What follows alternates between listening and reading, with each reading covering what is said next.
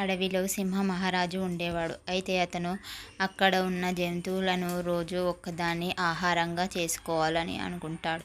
అయితే అక్కడున్న జంతువులు అప్పట్లో చాలా సంతోషంగా ఉండేవి.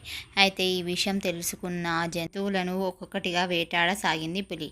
అయితే ఒకరోజు ఆ కుందేలు యొక్క వంతు వచ్చింది.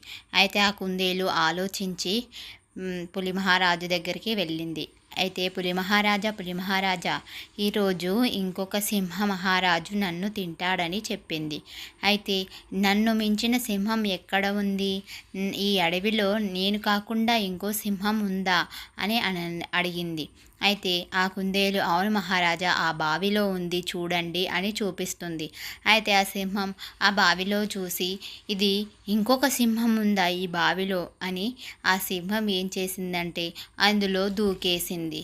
అక్కడే దూకేసిన ఆ సింహంని చూసి ఆ యొక్క కుందేలు తెలివితో ఆ సింహాన్ని